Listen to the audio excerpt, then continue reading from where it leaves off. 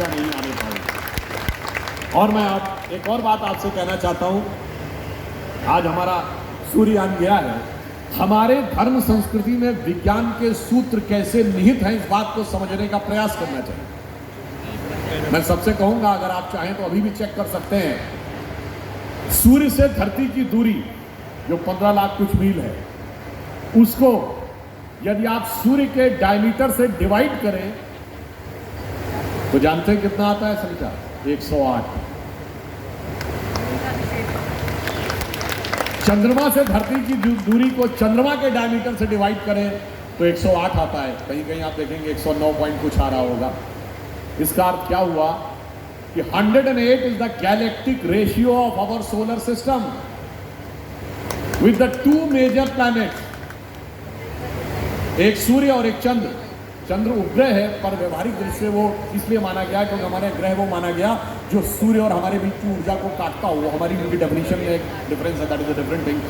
But मैं कहना चाहता हूँ, सूर्य आत्मा का प्रतीक है, चंद्रमा मन का प्रतीक है।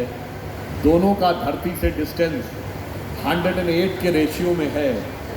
इसका मतलब अगर आपको आत्मा से मन का एकाकार करना हो तो माला कितनी बार जपनी होगी? 108 टाइम्स। और इस 108 का हमारे जीवन से क्या संबंध है? मैं प्योरली साइंटिफिक टर्म की बात करता हूं। जो अर्थ और धरती का डिस्टेंस है, जिसका रेशियो 108 डायमीटर ऑफ सन है, अगर ये थोड़ा सा 10% दूर चला जाए तो इस धरती पे टेम्परेचर इतना गिर जाएगा कि जीवन नहीं रह सकता। 10% नजदीक आ जाए तो धरती पे टेम्परेचर इतना बढ़ जाएगा कि जीवन नहीं रह सकता। इसका मतलब जीवन का संतुलन वो 108 का रेशियो बता रहा है। चंद्रमा का क्या महत्व है?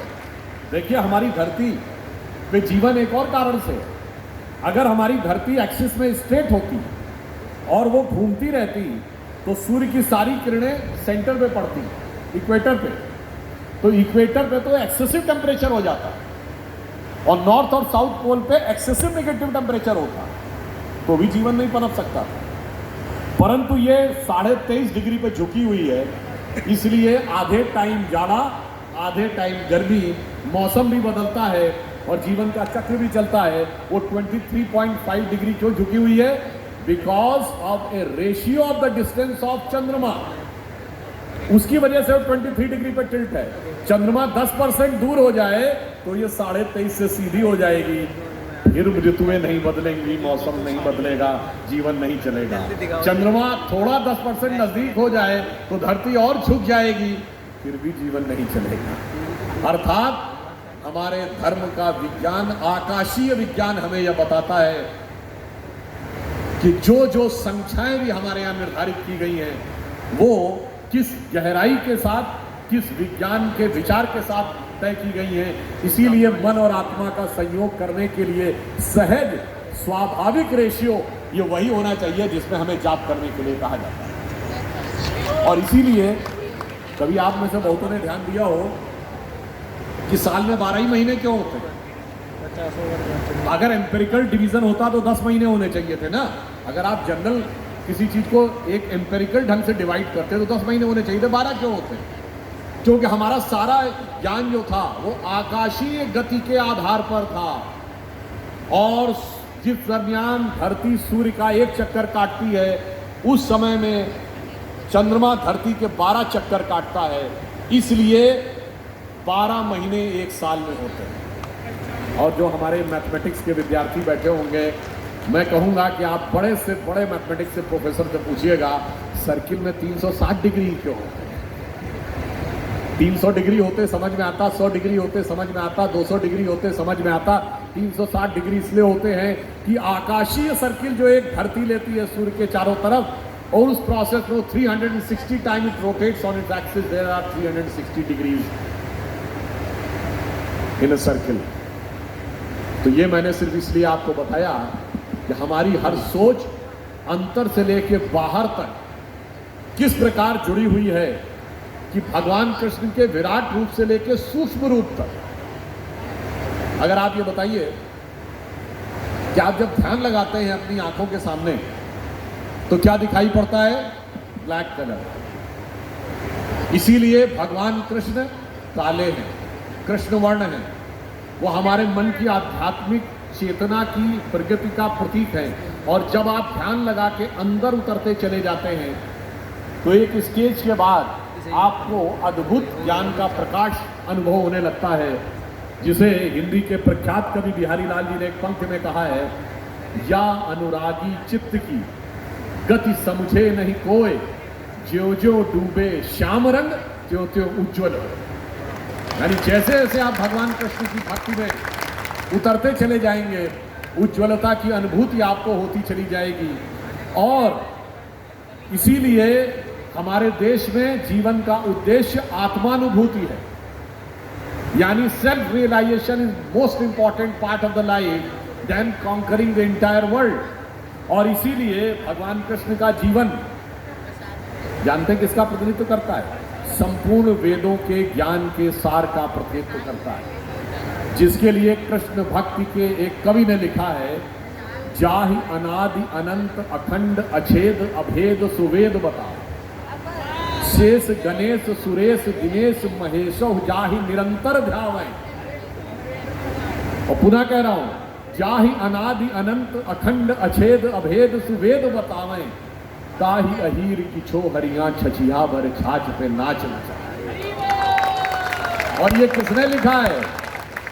सैयद इब्राहिम रसखान, भगवान कृष्ण के बहुत बड़े भक्त कवि, जो मुस्लिम थे, माना जाता जिनका जन्म काबुल में हुआ था, उनकी समाधि वृंदावन में है।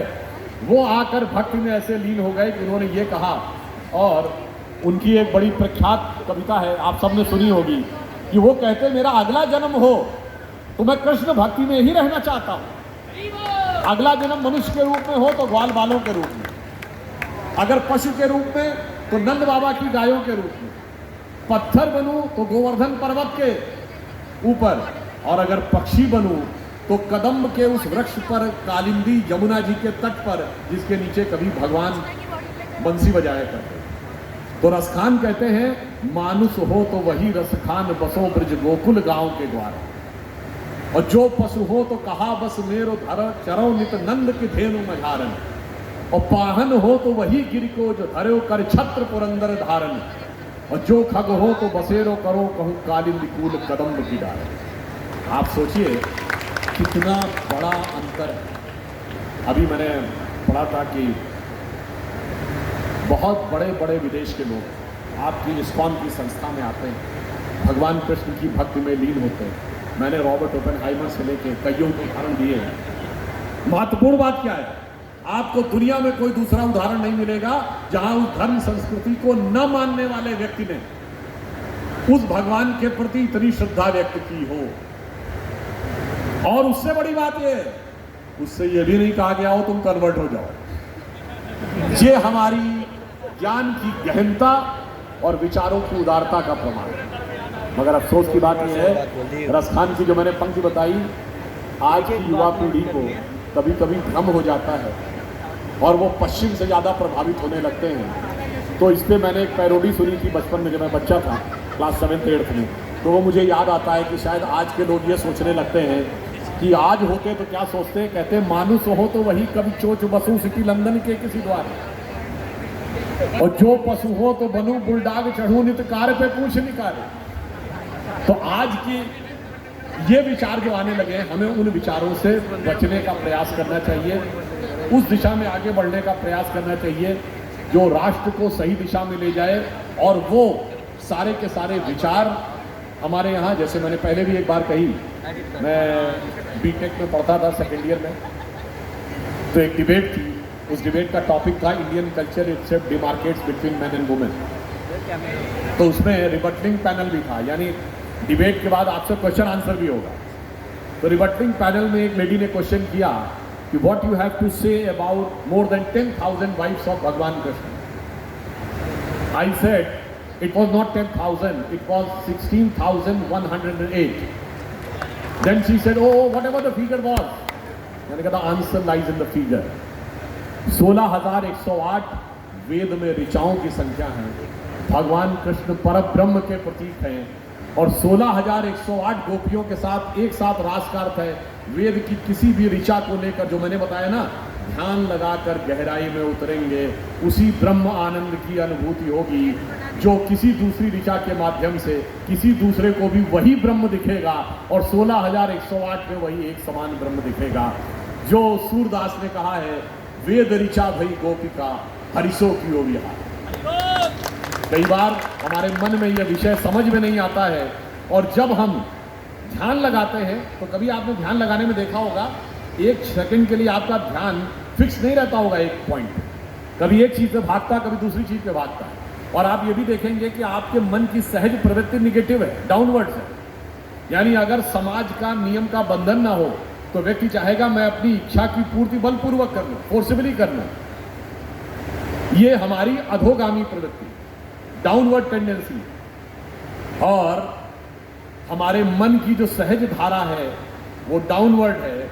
जब हम ध्यान लगाकर उसको नियंत्रित कर लेते हैं और उसे अपवर्ड कर लेते हैं तो धारा का उल्टा क्या है?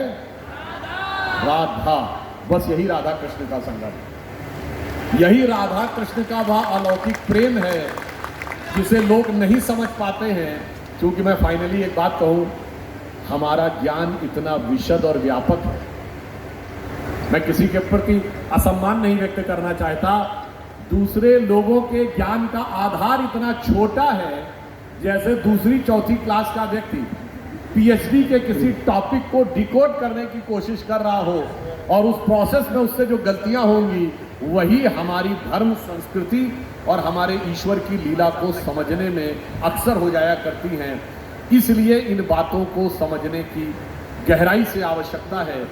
और मैं ये कहना चाहूँगा, आज अंत में भारत एक बड़े परिवर्तन की तरफ आगे बढ़ गया है। आज हम विश्व की 5वीं बड़ी अर्थव्यवस्था बन गए, 4थे बड़े स्टॉक एक्सचेंज बन गए, 3रे बड़े ऑटोमोबाइल मैन्युफैक्चरर बन गए, 2रे बड़े मोबाइल हैंडसेट के मैन्युफैक्चरर बन गए, इंफ्रास्ट्रक्चर में इन्वेस्ट करने वाले नंबर 1 के कंट्री बन गए हैं और चांद के दक्षिणी ध्रुव पर पहुंचने वाले पहले देश बन गए। अगर इतना बड़ा परिवर्तन आ गया है तो प्रधानमंत्री जी ने कहा है ना, यही समय है सही समय। तो समझिए कैसे सही समय। कोई कहेगा ना हम कैसे मान लें भारत का समय आ गया है। अब मैं आपको बताता हूं, आप सभी प्रबुद्ध लोग हैं, पूरी दुनिया का ग्लोब देखिए। एक जमाने में जब भारत विश्व का पावर सेंटर था, we were the intellectual centre, military centre and economic centre of the world.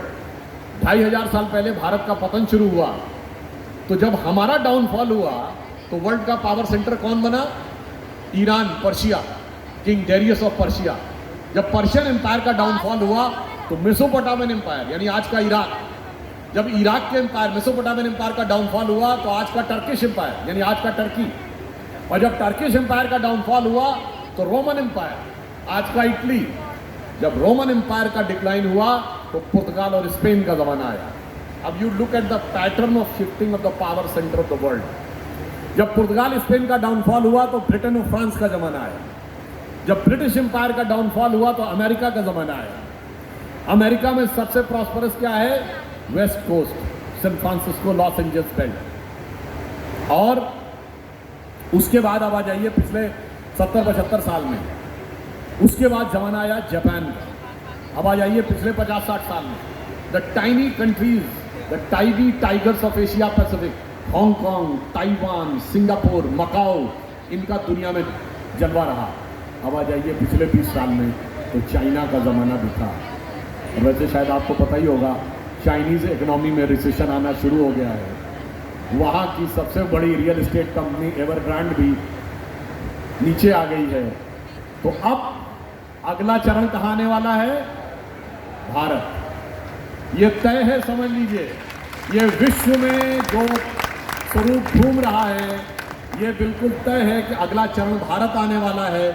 और जब भारत वह चरण बनेगा तो हम दुनिया को डोमिनेट करने के लिए नहीं बनेंगे। हम क्या कहते हैं? कृष्णम वंदे जगत गुरुम। हम विश्व के जगत गुरु बनने के लिए आगे बढ़ेंगे, because a person becomes powerful, a powerful person having a capability to dominate others, but guru is having the capability to motivate others. और इसीलिए मैंने आपसे बहुत साफ कहा कि आप ये तय मानिए कि ये भारत का भविष्य समय आ गया है। और मैं एक और एग्जाम्पल दे देता हूं। जब वर्ल्ड ट्रेड सेंटर गिरा था, फिलॉसफिकल सोच है, मुझे वैसे मैं सन 2000 में वर्ल्ड ट्रेड सेंटर जाके देखने का मौका मिल गया था। जब वर्ल्ड ट्रेड सेंटर गिरा था, at the time it was tallest building on earth, symbolising the height of prosperity of United states. जब वर्ल्ड ट्रेड सेंटर गिर गया, आप लोगों को याद है कि उसके बाद वर्ल्ड की टॉलेस्ट बिल्डिंग का स्टेटस किसके पास आया था? तब आया था कुआलालंपुर के पेट्रोनास टावर के पास। फिर वो स्टेटस आया ताइवान की ताइपेई 101 के पास। फिर वो आया शंघाई के वर्ल्ड ट्रेड सेंटर के पास, अब दुबई के अल-बुर्ज के पास। तो मेरे मन में सहजी विचार आया, अरे वर्ल्ड ट्रेड सेंटर गिरने के बाद जो उनके समृद्धि के शिखर का प्रतीक था, अचानक सारी टॉलेस्ट बिल्डिंग ऑन अर्थ, न नॉर्दर्न अमेरिका, न सदर्न अमेरिका, न लैटिन अमेरिका, न यूरोप, सब के सब ईस्ट में, यानी समृद्धि के शिखर पश्चिम में ढहने का वक्त आ गया और पूरब में खड़े होने का वक्त आ गया। और इसलिए मैं अंत में कहता हूं, तय तो है, मगर जब भगवान कृष्ण ने अर्जुन को पूरे गीता का उपदेश दिया था, उसके बाद भी उनको कॉन्फिडेंस आ गया था क्या? उसके बाद भी उन्होंने कहा महाराज वो सब तो ठीक है, मगर इतने बड़े बड़े लोगों से हम कैसे लड़ेंगे? तो भगवान ने अपना विराट रूप दिखाया और कहा देखो ये तय है, तुम्हें सिंहासन पे होना है और इन्हें भूमि पर पड़े होना है। तो अर्जुन के मन में भाव आया कि यदि ये तय ही है तो फिर पलक झपकाइए और मैं सिंहासन पे होऊंगा और ये भूमि पे होंगे। तो भगवान कहते हैं तय तो है, मगर मिलेगा कर्म के सिद्धांत के अनुसार ही। जैसे आपके मोबाइल में कोई सॉन्ग आपने फीड कर रखा है, बजेगा तो वही जो फीडेड है, मगर उंगली तो दबानी पड़ेगी, टच स्क्रीन तो करना पड़ेगा। इसलिए मैं वहीं पे बात को समाप्त करता हूं जो प्रधानमंत्री जी ने कहा, सबको कर्तव्य करना पड़ेगा, सामूहिक रूप से करना पड़ेगा। और ये तय मानिए कि महान भविष्य हमारी प्रतीक्षा कर रहा है। और प्रभुपाद जी का 125वां वर्ष है। ये तय मानिए कि जब 150वां वर्ष होगा तो हम उस मुकाम पर पहुंचे हुए होंगे। आज हम दुनिया के बिगेस्ट कंट्री तो बन गए in terms of population, but we are also the youngest country, we are also the oldest civilisation. उस समय हम रिचेस्ट भी होंगे, means we will be the richest and the biggest country of the world, the place at which we remain most of the time in the history. यानी इतिहास के निर्माण का वो समय आ गया है। तो मैं अटल जी ने ही इसकी शुरुआत की थी 1998 में प्रधानमंत्री के रूप में। तो अटल जी की कविता की वो प्रसिद्ध कविता जो है, हिंदू तनमन हिंदू जीवन रग रग हिंदू मेरा परिचय, उसका वह छंद जो संपूर्ण विश्व को ज्ञान देकर किस प्रकार से हम मार्गदर्शन करने में समक्ष हो सकते हैं, वो कह के अपनी बात समाप्त करता हूँ कि भारत किस मामले में दुनिया से बिल्कुल अलग है। और भगवान कृष्ण का जीवन, इस्कॉन का यह समर्पित मिशन आपको उसी की प्रेरणा देता है कि मैं अखिल विश्व का गुरु महान, मैं अखिल विश्व का गुरु महान, देता विद्या का अमर दान, मैंने दिखलाया मुक्ति मार्ग, मैंने सिखलाया ब्रह्म ज्ञान। मेरे वेदों का ज्ञान अमर, मेरे वेदों की ज्योति प्रखर, मानव के मन का अंधकार क्या कभी सामने सका ठहर। मेरे स्वर नभ में गहर गहर, सागर के जल में ठहर ठहर, इस कोने से उस कोने तक कर सकते जग की सौरभ में, हिंदू तनमन हिंदू जीवन रग रग हिंदू मेरा पर। और एक और कह दूं, स्वतंत्रता के 75 वर्षों में हमने बहुत कुछ प्राप्त किया है, कुछ खोया भी है। संस्कृति और ज्ञान में जो खोया है उसका ध्यान करें, तो स्वतंत्रता को सार्थक करने कमर कसें, बलिदान करें। ये भी अटल जी की पंक्ति थी, जो पाया उसमें खो न जाए, जो खोया उसका ध्यान करें। धन्यवाद।